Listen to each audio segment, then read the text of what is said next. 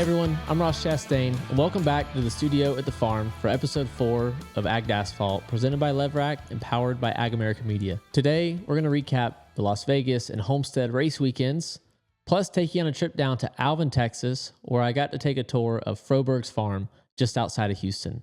Finally, we'll wrap it up looking ahead at Martinsville this coming weekend. But first, let's jump into the Smashdown presented by LEVRACK. Our trip out west was short this year with only 2 races, and we wrapped up with Las Vegas where we had good speed.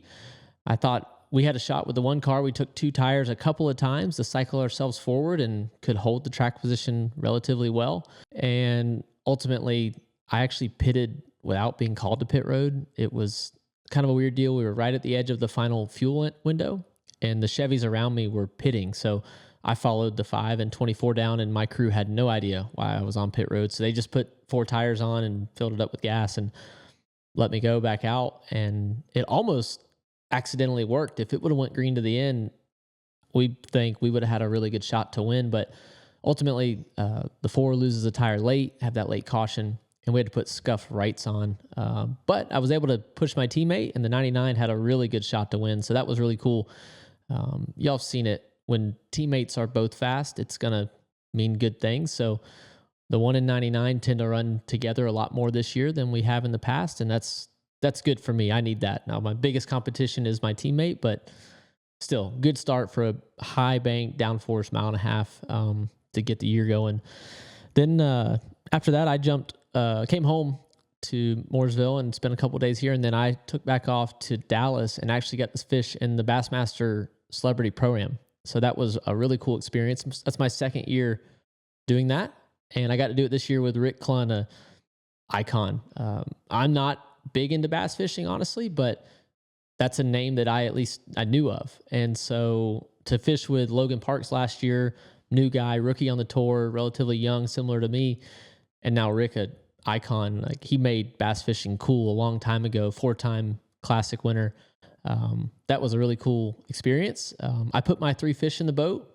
He only put 1 of his 2. So I felt like, I held my weight. Ben, what do you think? What do you think about me getting 3 fish in the boat? That's respectable. You've seen me try to fish before. It's not impressive. You did better than last year, right? I think that was your main goal. It was trying to do better than last year. So I didn't break off a single lure. I used the same lure for 5 hours. Wow. Caught on a lot of things, but was able to get it out. So Rick had to help me a couple times, I'll be honest, but that's okay. Yeah. There's worse guys to help you with it. It was so cool. I was actually intimidated by Rick, to be honest, when I first got there, and he's a no BS guy. He looks serious. I saw the photos. I was like, oh man, he's going to be in for something. So he doesn't care about the media, the attention, all the stuff. And we had a camera guy in the boat all day with us. And the longest we went was probably 45 minutes of silence, which I enjoyed. I was enjoying just casting, and he'd see me get caught. We wouldn't say a word. He'd just troll back over. We'd get it off the rock or whatever I was stuck on. And it was cool. It was a lot of silence, which is one of the perks of fishing. I've learned now that I'm in my 30s. When I was a kid, I didn't have any patience for it. Like, I couldn't stand to sit there and just cast into the water. Even if we caught a few fish, I wasn't like interested in it. So that's definitely came with age, and that was a really cool experience, something I'll never forget. Yeah, it's like your stereotypical, like, going fishing with your grandpa or your dad, and you don't really say anything, and you just talk every once in a while. I could see it. Rick is 79 years old, and still he doing was it. Top of his game too. Jumping up like in and out of the boat, and those bass boats, like the driver's seats are really low, and he would just stand right up, and I was in the passenger seat, and I had to like grab onto the handle to stand up, and he would just pop right up. Clearly, he knows his way around the bass boat a lot better than me. That's awesome. Good for him. Yeah. After that, I actually flew straight from there to Florida and got to go home and see some of the family. So, have you been to the farm yet? You were there. Yeah, we went last year. Yeah. I think I'm going again in like a month. Yeah. So for harvest, I think I went for harvest last year too. Yep. So, what were you doing at the farm this time? Just being there. Out. Just had time, and just spent 2 nights and 1 day there. Just saw some family. Of course, didn't see everybody. There's never enough time, and I kind of just stayed out at the farm this time and didn't venture into the moose or anything where a lot of my friends were. They were texting me once they heard I was there, and I was like, I can't I can't go. I gotta go to sleep. I'm tired. So Did you get breakfast at, what was that gas station we went to? Lawhons. Yeah. Did you get breakfast there at least? I did, Didn't? man. Man, it's like No. you're barely there. I know. It wasn't a cheeseburger day. Cheeseburgers are Tuesdays and Fridays. Oh, so okay. that's usually what I go for.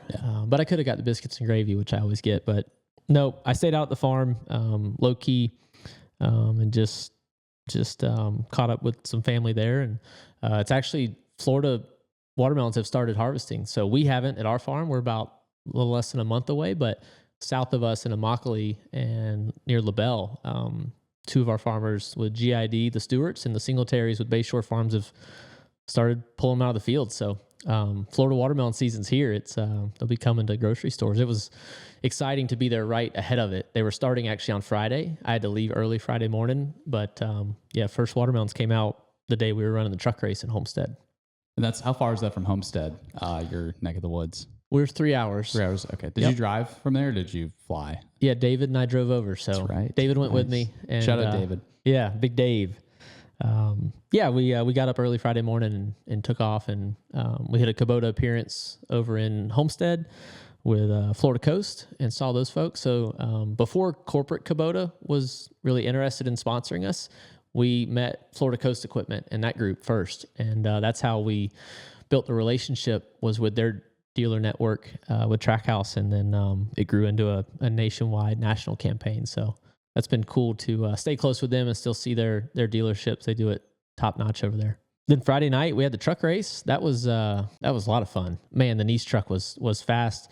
Could have qualified even better, and just getting in the truck for the first time this year, not having the experience, didn't know how much throttle to commit, messed up my lap, just little bits and pieces, crumbs here and there, and we're still 7th and drove right up and could see the lead all night, but she sure didn't last very long. It would fall off hard.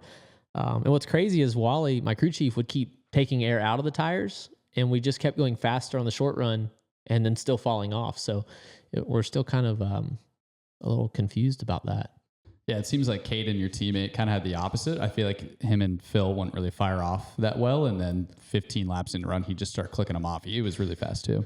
Yeah, he was. And like I talked about with Amigo at Vegas, the biggest thing that I look for is the team trucks have to be similar. They have to have the similar speed. If you're going to struggle together, like be on the same page intentionally, like don't accidentally end up slow together. But Caden and I, in stage 1, I was just ahead of him. And then stage 2, he got a better restart, and he ran right ahead of me the whole second stage. So that was good to see. And then the kind of awkward pit road deal there on Hemrick's team, which the carrier that he clipped, the tire, was actually Phil Foster. He works at Trackhouse. I think I was right by the pit stop when that happened too. I saw him, the two crews were kind of exchanging some words and everything, but I was like, oh, wait a minute, that's kind of awkward. But, I think, because what is that rule? So you can't interfere with a pit stop with that orange line.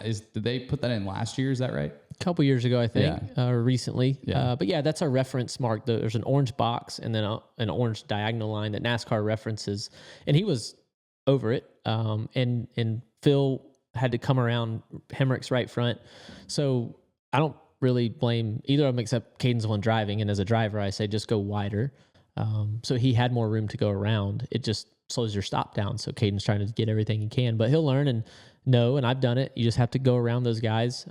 Phil did a really good job to spin with 2 tires. He's not a huge guy, and he was able to keep his balance. But of course, when I saw him, I had to blame him for ruining Caden's day. But no, I don't believe that.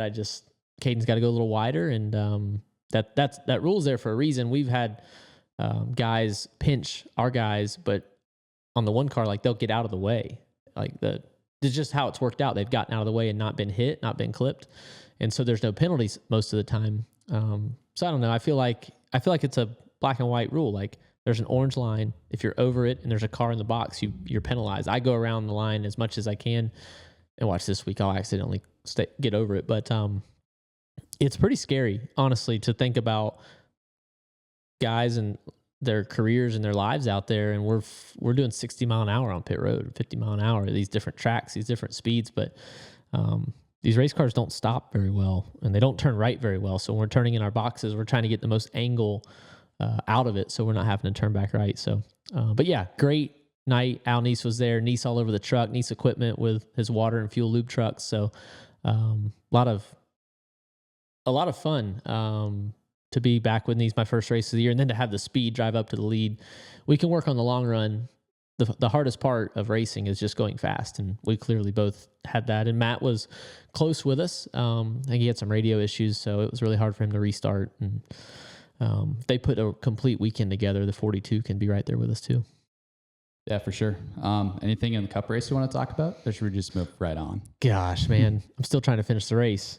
The first half looked okay, honestly. Like end of stage 1 seemed okay. Start of stage 2 through the end of the race was brutal. So yeah, I don't really have a lot to say about that. It's all right. Let's move on, man. But before we preview Martinsville, I do want to look back at Froberg's farm and the trip I took down to Alvin, Texas.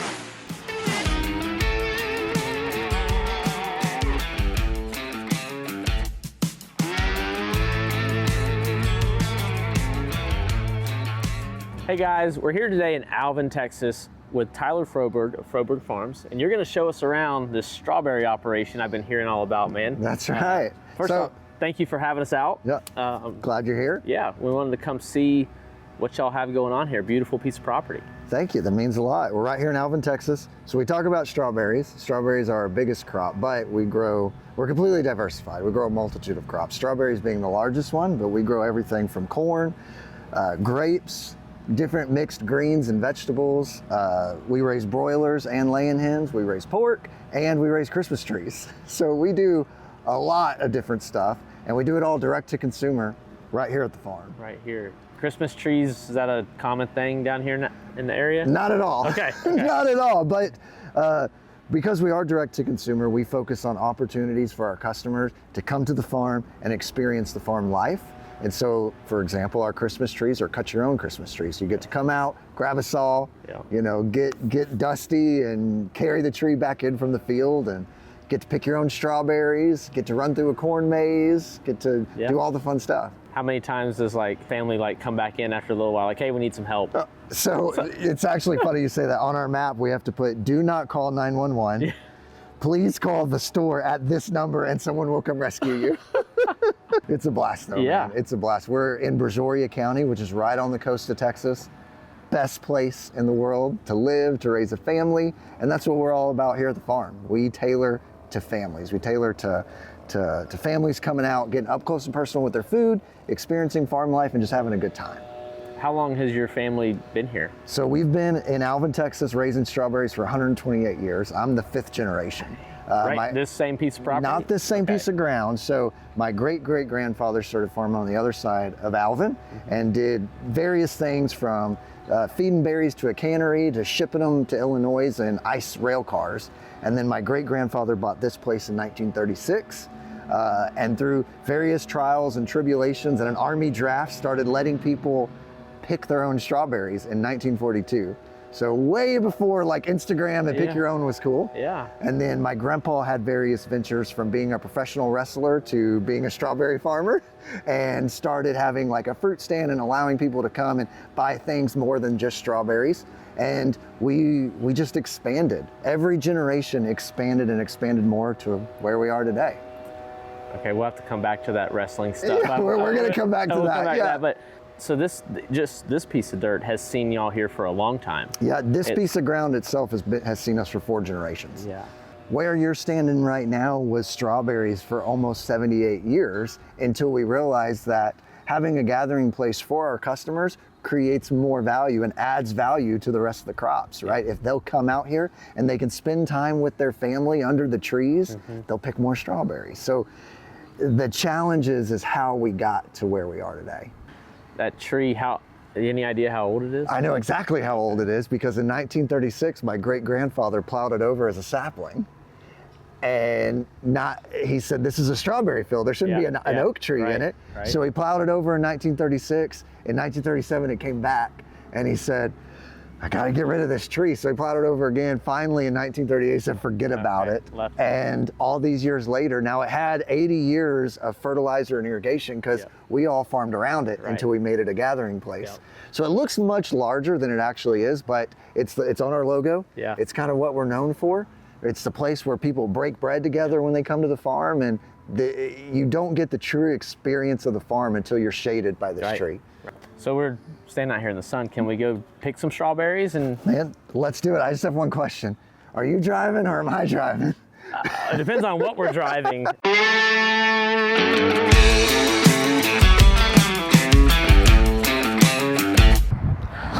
Well, look, man, a lot of hard work that goes on out here. So Georgia Boot wants to put you in something comfortable to actually get the work done. I think we got your right size. Yeah. Thank you so much. Yeah, I appreciate that. Well, man, that's going to make a world of difference. Thank you, Georgia Boot. Hey,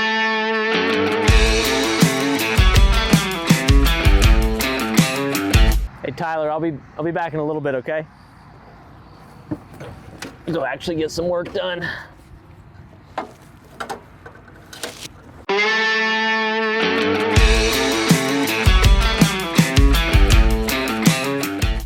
Once you've had a Froberg's Farm strawberry, it's going to be really, really hard to eat strawberries anywhere else. So you have some decisions to make right now. Do you eat the strawberry or do you pass? Oh, absolutely. All right, I'll you pick it. I'm going to let you pick it. How old are these? So we plant these in October. Yeah. So currently it's the end of February. We normally start picking around Thanksgiving. And depending on how bad the winter is will depend on how much we pick. Yeah. You know, this field unfortunately was covered in snow this year. So this is one of the first berries to come out since that snowstorm. Yeah. It resets the clock, right? The plants are cold hardy, but these beautiful little flowers right here are not. Are not. You're saying this is going to be life-changing. It's going to be life-changing. This is a San Andreas strawberry. Look at the juice all over your fingers. It's pretty good, huh? How can I get them to North Carolina every week? It's gonna be tough. There's no machine for us to plant strawberries, so every single strawberry plant here you see was planted by me and my crew. We plant 15,500 strawberry plants per acre. And so this is about 10 to 12 acres. So this is about 150 to 180,000 plants here. How does your input cost compare to a corn guy right in the Midwest? Yeah, so inputs would be probably 30 to 40 times what, maybe even more than that, right? So we're looking right now at, and we don't talk about numbers often, but you're a farmer, so I can appreciate it. That's part of what Ag Asphalt's trying to do is kind of peel back a little and just compare notes on a lot of things. And so if you're in a strawberry region where this stuff is readily available, it can reduce your costs, right? But right now we're looking at like 28,000 an acre just to go in with it. Just your input cost to put it in, to plant this crop. Plastic, irrigation, you know, all your fertilizer, your plants, your covers, so your string, your hoops. In today's world, I don't know what we would do if we ever lost a honeybee. That's right. Absolutely, 100%. Scary to think about. I know. We raise 5 varieties. So the Camino Real, which is an old, but just, we call it like the old mule. You know, just the old John mule on the plow that just don't stop. We have the San Andreas, which is a good Florida variety. We have the Medallion, which is really good. The Fronteras is one of our favorites. And then this year we introduced the Frostberry, which is a nice white strawberry that our customers have just loved. And it's just different. Strawberry. It's just, what's a white strawberry? It's white. It's a strawberry that's white. What? Yeah, it's on the other side of the field, so I don't know if we have time to go see it. That's up to y'all. I've never seen that. It's completely white. I think we've got to go see it. We got to go see it. No, yeah. Yeah, we got to go see it.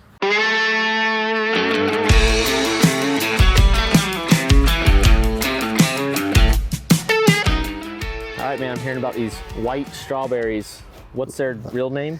So we call it the Frostberry. That's our individual brand of it. It's what our customers know it as, and it's just a fun name. Right? And so here's a perfect one, and what you notice is that there's a pink blush to it. There is. And what that tells us is it's ready. What you should get, you know what? I'm not gonna tell you how it should taste. I want you to tell me what you think it tastes like. You gotta really look for the flavors though. Gotta look for them.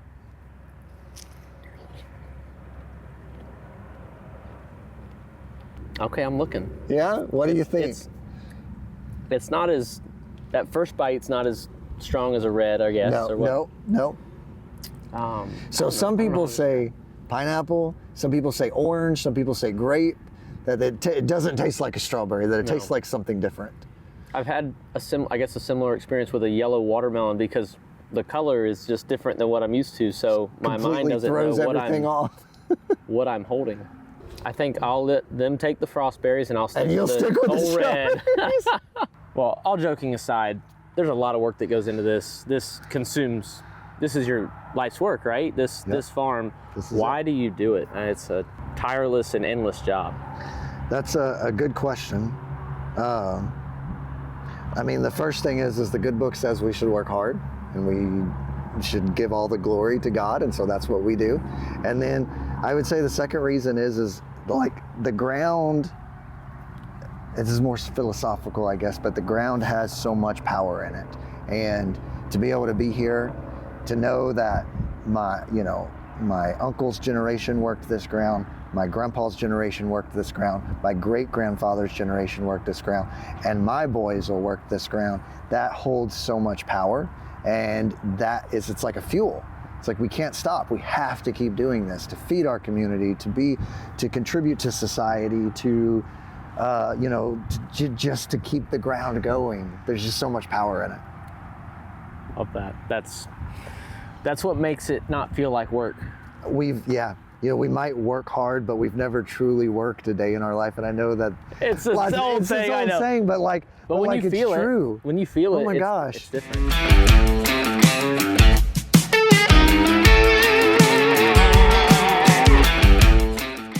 Well, Tyler, thank you for showing us around your farm, man. This is incredible what y'all have been able to continue to do generation after generation on the same piece of dirt and taking what your family immigrated here to do, right, and provide a better life for your family, see what you've grown it into. I'm so curious if the tulip side of it was like maybe you did something wrong, you needed to make it up to the wife or what, and you grew her a lot of tulips or what, but hey, you keep that one close to the vest, but that was cool, thank you. We're so glad you took the time out to come out. We love showing off the farm. We love especially other farmers to see it. But before you leave, you got to try something. We're famous for strawberries. We're famous now for tulips, for sunflowers, all this stuff, right? But the thing that we're most famous for at Froberg's farm is a fried pie. And this is like a fried hand pie, and it's made with our homegrown strawberries right here. We make it right here on the farm, so you got to give it a try. Oh. How hot is it going to be inside? It feels hot. We're going to find out.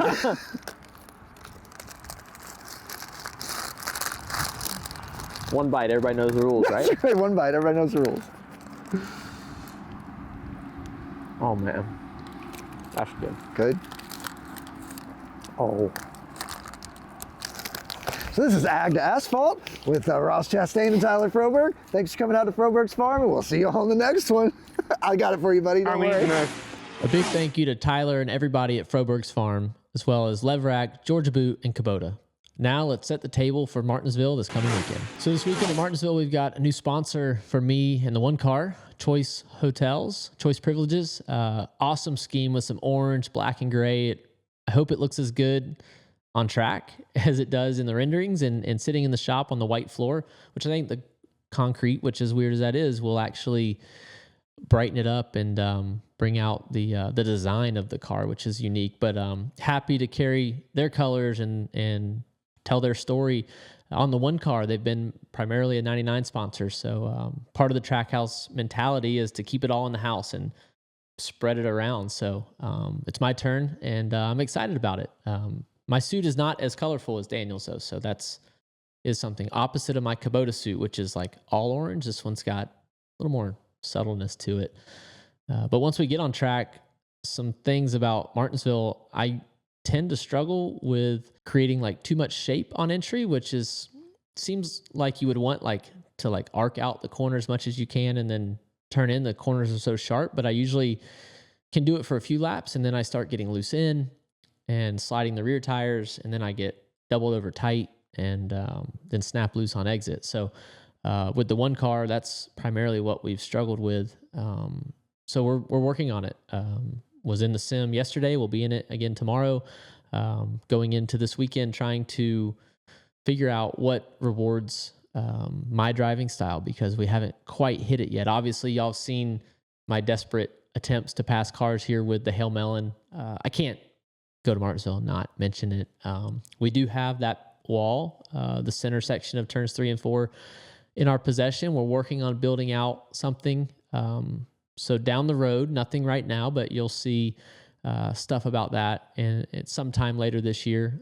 But it's something that Justin and I are slowly working on, and we want to preserve that. That was a crucial moment in our team's history and the foundation we laid that first year as a team, as 2 cars. So excited about the future, but this weekend, no Hail Melon, no nothing like that. Just want to go put together a good Saturday. It's going to start in qualifying. I've qualified terrible here more often than not, so that's big emphasis. And my teammate's done better, so I've studied him a lot, and see if we can't put together a lap on Saturday. That's high priority for us. So we'll see if I can do that. How often do people just yell Hail Melon at you at the racetrack every weekend? It's a couple. I'd say a couple times each weekend. Yeah. I mean, the word watermelon gets yelled a lot. Oh, definitely. But Hail Melon is like level 2 of NASCAR fan that wants to get my attention. And that usually just will get my attention because it's something different. Yeah, that's good. Ride the Wall too is probably in there as well. It is. Yeah. So that's good. Well, it looks like, a highway safety program we've talked about a lot the past few weekends. You have a new state this year. Is that right? Virginia is the first year of you working with Virginia. What do you guys have planned this weekend for that? Man, it's cool. It's our first weekend with Virginia, like you said. It's part of our Use Your Melon campaign. We're just reminding people to have a ride home. Who's your driver is their slogan. Y'all have seen it around the different tracks, and I've seen it for years. So excited to get to work with them and be just a small part of telling their story and trying to just remind NASCAR fans, look, I'm the Busch Light guy. I drink beer after the race, but we set it up, like sometimes you have to drive me.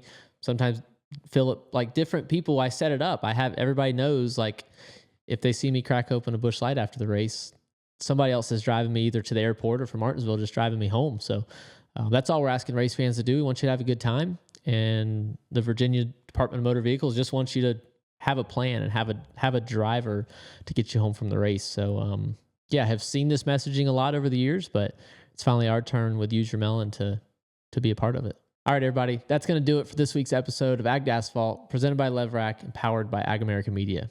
Be sure to tune in, obviously, to the Cup race this Sunday at 3 p.m. on FS1.